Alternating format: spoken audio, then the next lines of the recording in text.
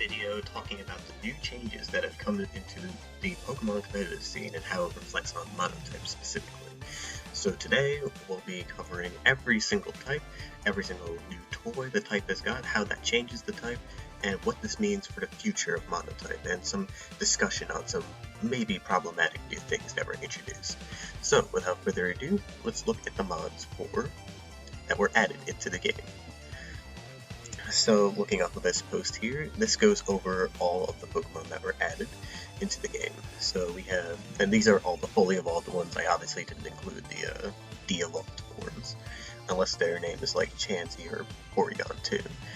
But yeah, for starters we have Bud with Scizor, Pinsir, Scolipede, Volcarona, and Heracross. All of those are fantastic Pokemon. Well, not all of them, but like most of them are pretty fantastic Pokemon for Bug to get, especially since at pre-DLC, Bug did not have a lot of great options, and it was actually really rough for it to do much offensively. Now, with the Pokemon it did have, like Ribombee and stuff, it was still able to cheese out some matchups, but in general the type just struggled a lot offensively. But now it has way more threatening Pokemon, especially in Volcarona, who basically does what Centiskorch does better, with the exception of not having that Flash Fire immunity, which arguably is pretty big to lose, but in comparison to the offensive stuff you need to make Bug work as a type, I think it's worth replacing him over, to be honest with you. We also got Heracross, who is very good at dealing with normal types, and also dealing with other dark types as well. Very fantastic at dealing with that. Also really nice sweeper with Moxie and 4 Guts. We also have Scizor, who can solo certain matchups all on its own, thanks to its access to Stab, Bullet Punch, and Sword Stance. The lack of Z moves and the lack of Mega really does hurt, but it's still pretty good at what it does, and that goes without saying. Pinsir and Scolipede aren't really particularly fantastic Pokemon. Scolipede is actually pretty decent with the Sword Stance set, and it can potentially outspeed a lot of things and also help with the Fairy matchup, but Scizor already does that, and it's far more consistent and reliable at doing that as well. And Pinsir without his Mega is really outclassed by Scolipede of all things, and also Heracross.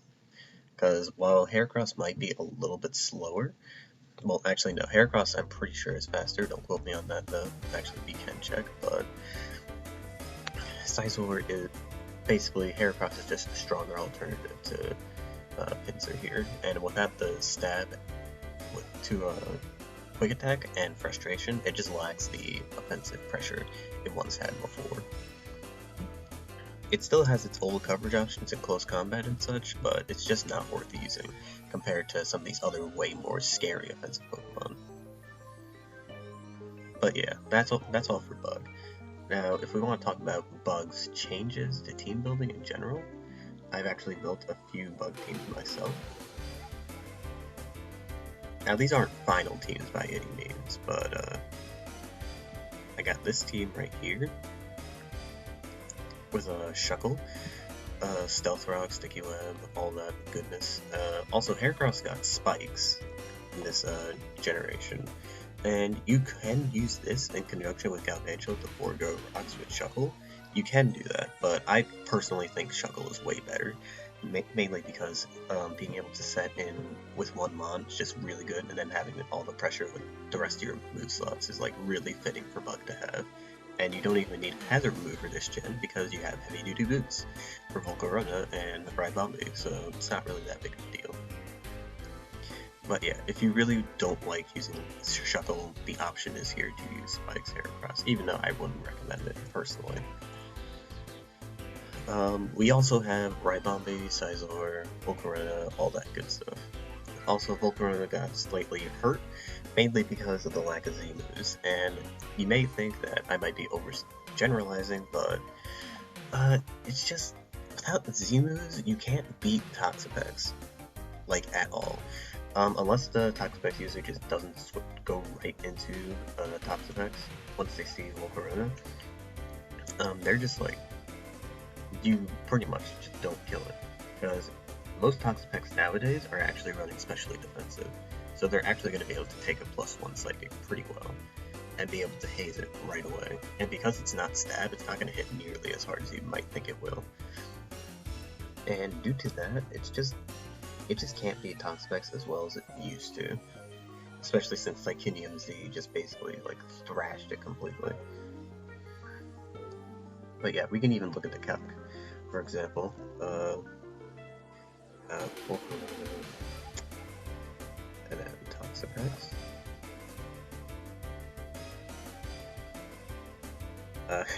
Hidden Power's not in the game anymore, so you can't really use this. But yeah, that's another thing. Once Heatran comes back out, it won't do anything. But yeah, Psychic will not do anything to especially defensive Toxapex. Physically defensive, it can use some stuff against it, but it's not gonna be all that. It's still pretty scary, to be honest with you, so I think you still want to use Psychic on your team, but in general, it's not gonna solo Toxapex anytime soon, so you can't put this thing in front of Toxapex and expect it to do work. You also can't leave it in, because then it will just haze you,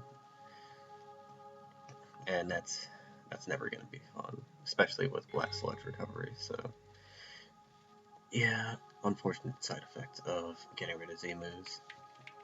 But yeah, same thing with Sizor. You could run Swords Dance or Choice Band. I prefer Choice Band because of the pivoting. But yeah, basically it runs almost exactly the same as his Gen 7 counterpart. Because you did use regular Sizor in Gen 7 due to the fact that Mega Sizor was just so good. I mean, well, not because of Mega Sizor being so good, but Mega Pinsir was so good. So you'd use Sizor in conjunction with Mega Pinsir, and it was really good. Obviously very solid. Now Pinsir isn't in the game anymore, so, well, Mega Pinsir isn't in the game, so you're going to be struggling a lot with that. And it's just so sad in general to just see, like, Bug just get neutered this way, because they got a lot of good new toys, because a lot of their big threats were removed, like Victini, but unfortunately, it just looks like Bug is still gonna be suffering for a little bit. It still gets overwhelmed offensively, but it has much better offensive tools now. So the matchups it can win even more now, and try to cheese those out. Because that's basically what it does best at this point. So Steel gets absolutely crushed by Volcarona, Dragon gets absolutely eviscerated by Ribombee, Fairy gets crumbled by Sizor. It's incredible the amount of matchups that you can just solo with one of these Pokemon, but in the matchups that aren't soloed by one of those Pokemon, you're going to be struggling. And yeah, I do think Ribombee is droppable now. I think I was going to make a post about this, but I do think Ribombee now is droppable because of the presence of Paragraphs, and because Volcarona is the superior Quiver Dancer, so you can end up replacing this thing with something like Scolipede is an option, obviously, but I think Golisopod, Crustle definitely is also an option. But yeah, Golisopod and even like Vikavolt or Arachnid, for example, are very good options now, because you don't solely need Ribombee for the Dark matchup, because Dark is very annoying for Bug to deal with, especially if you don't use Bug Stab, like most people. But yeah. You don't need Ribombee purely for Dark, you would just need it for Dragon. And obviously, yeah, it's still really good for beating Dragon, but I do think that using another Pokemon for like a matchup like Fire, for example, with Arachnid would be a little bit helpful. And Arachnid also does a lot of other things too, but yeah. I do think that Ribombee is droppable now. Not exactly absolutely necessary, but it's definitely a little bit more humbled by the newer Pokemon that were added. I wouldn't say it's outclassed by Volcarona per se, but I definitely think Volcarona offers more than Ribombee. But the trade-off is definitely there. But yeah. That's all I have to say about Bug. Next we'll talk about Dark. So we got Urshifu Dark, Crocodile, Sharpedo, and Zoroark. Obviously, Zoroark is not very good in Monotype and never has been. Yeah, you got your illusion shenanigans that you can do with like Mandibuzz and stuff like that, and possibly getting an Astropod off, and it's just like, whoa, what the heck happened there? But that only works once, and if that set ever becomes meta, like you're never going to like pull that off ever again, because people are just gonna expect it back then. And yeah, the entire concept of Zoroark is like really flawed. So you're never gonna see this in Monotype because it's just an extra team slot, and offensively, it's just not that good compared to some of the other offensive Pokemon Dark has access to. Speaking of which, Urshifu Dark is one of those Pokemon that are just way better offensively. And Crocodile actually enables a new type of Dark to be used. So before, we didn't have like a really good offensive Stealth Rocker that could actually like act as an HO lead properly. But now, thanks to the addition of Crocodile, you can actually run HO Dark really effectively. I've been laddering with it since like debut, and it's still really, really solid. It's not the best archetype of Dark, I don't think, but it's definitely still really good, especially with Urshifu Dark and other offensive Pokemon like Bisharp. So yeah, we'll talk more about this guy later. But Sharpedo obviously isn't going to be as good as it was last gen because it doesn't have its Mega, which is the only reason you would use it. On Dark at least. On Water it might be a little more decent, but it's still not that good on Dark because it just gets Revenge killed super easily, doesn't fit on HO very well. The Water typing is just not that... It's not as beneficial as you think it would be. And in general, there's just better physical attackers that are not as frail and aren't as worn down easily and don't rely heavily on like Life Orb and stuff.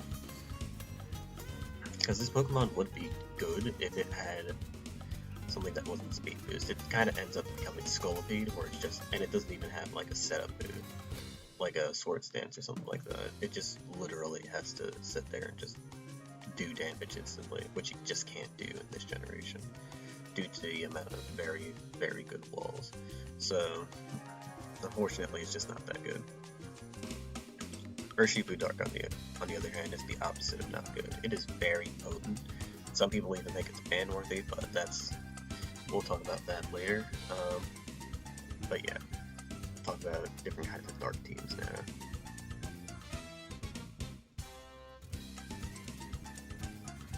Alright, so for Dark teams, like I said, HO Dark is like really, really solid.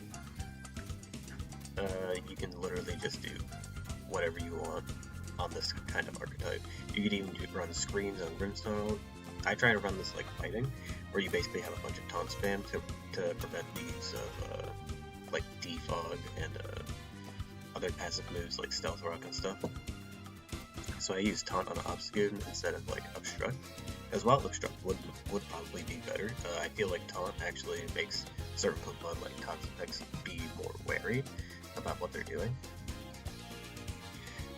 Same thing goes for Grimmsnarl. Normally you wouldn't use taunt on like setup Grimmsnarl, but I feel like on this archetype it might be a little bit necessary. Also, the spread on that isn't exactly final. I'm still trying to figure out the best spread right now, but yeah, just know that Grimmsnarl and Obstagoon are like probably really good on this type, and you probably need taunt spam in order for this to work really well. Setup Hydreigon is for wall breaking, Bisharp same thing, and Urshifu here. So first of all, let's take a look at the Stink stats, because we're going to be covering this later. These are the same stats for both the base and Rapid Jab form. So the base form is obviously Fighting Dark, and the Rapid Jab form is Fighting Water. And this Fighting Dark typing has been done before, but the Pokemon that had this typing were subpar and really slow. Like Pangoro, Scrafty, both of those Pokemon are extremely slow. Especially in this offensive metagame, you cannot be that slow and be a good Dark fighting type, because you're just going to get outrun and beaten by almost every single fairy type in the game. And because they just didn't have the power, they didn't have enough power to actually like compensate for their low speed, they were just never used. on Dark or fighting. And it was really unfortunate until Urshifu came around, and now we have a really strong Pokemon that's not super fast, but still fast enough. And can actually take a hit. It basically combines the best aspects of Pangoro and Scrafty. Scrafty was bulky, but it couldn't do a lot of damage. Meanwhile, Pangoro had the damage output, but he didn't have the bulk or speed to pull it off. He basically took both those things, combined it, added a little bit more speed, and now suddenly it's one of the best Pokemon Dark has ever had. Well, that might be over-exaggerating a little bit, but yeah, it's still really, really solid. Choice Scarf, Choice Band, very common sets on it as well. Also has access to Sucker Punch, which is an option. As you can see here, he does have Sucker Punch. That changes to Aqua Jet if you use the Rapid Jam form. Wicked Blow is also a really good move, always results in a critical hit, so it's technically in a 120 base power move, not factoring in stab. And that's obviously good for obvious reasons, because that means you can A, beat out Pokemon that stack defensive stats, so you know those people who spam stored power, well, cosmic power, unlike really obnoxious Pokemon like spamming Iron Defense on Randiculus, stuff like that. Yeah, you can basically just beat that outright with Wicked Blow. Now, to be fair, this doesn't beat stuff like Clefable, but it does beat stuff like Sigil, who used to spam that all the time. So now, if you're struggling with Sigil Dark for some godforsaken reason, you could actually beat it with Wicked Blow here, and it's obviously good for that reason. Also ignores Screams, so that's also very good. And it's just very solid in general. Very, very solid. Oh, also, his ability, Unseen Fist, literally goes through protection. All of his contact moves do. So, U-turn goes through protection. Close combat goes through protection. Poison Jab goes through protection. This guy truly is a balance breaker. Like, that's what he was meant to be. He just destroys balance. And obviously, it's going to be pretty good on both the bulky offense and hyper offensive cores of fighting. I mean, Dark. But yeah, very, very solid. As for the other Pokemon Dark has, yeah, we already talked about Crocodile. Crocodile's right here, doing his thing. He's also a pretty decent sweeper now because he got close combat, but you probably aren't going to use him for that because Obstagoon, Hydreigon, Bisharp, other offensive Pokemon, even Tyranitar outclasses it, and Urshifu literally exists now, so probably won't be using Sweeper Crocodile that often, but if you do want to use it, the option is definitely there. Next up we have Dragon. So Dragon got basically nothing viable. You do have a new Stealth Rocker in this guy, who's pretty niche and can be usable, but I wouldn't say he's meta-changing. This guy, Dragauge, this is Dradigan by the way, Dragauge here, is very, very decent. Well, not decent, but he's really niche, but his niche is pretty powerful in the right hands. So basically this guy allows you to set Toxic Spikes and have a lot of defensive presence with it, because Dragon's a very oppressive offensive type, and offensive team. So if you have Toxic Spikes on top of that, that's actually ridiculous, and can lead to some really disgusting stuff. But yeah, it's also good against fairy types, but it's not really reliable at dealing with all of them because there's so many fairy psychic types in this game that you'll basically just get hit all the time by psychic moves. Not super reliable. Kingdra is obviously not going to be good on Dragon because it doesn't have access to rain, and it's outclassed by so many other things like Dracofish and Haxorus. As a special attack for outclassed by Hydreigon. It's really not going to get used, and you really shouldn't be going out of your way to try and use it even. Not that good, not worth it. You can try and use the funny Focus Energy Sniper set, but it won't result in much. Trust me. So, yeah, we're going to probably end the video a little bit early, because I'll be trying to cover all these types in depth separately, so we'll talk about the rest of these 18 types later. But yeah, that's about it for Dragon and for this video for the most part. Also, Exeggutor Lola is here, actually kind of a viable Trick Room setter now, but Dragon doesn't run Trick Room, and it doesn't have the mons to use it anyway. So yeah, not very good. But yeah, thank you for watching this video. If you watched all 20 minutes, I hope you guys enjoyed, and I will see you next time. Tomorrow, we're going to be discussing electric, fairy, fighting, and fire. So, without further ado, have a good day everyone, and stay fresh.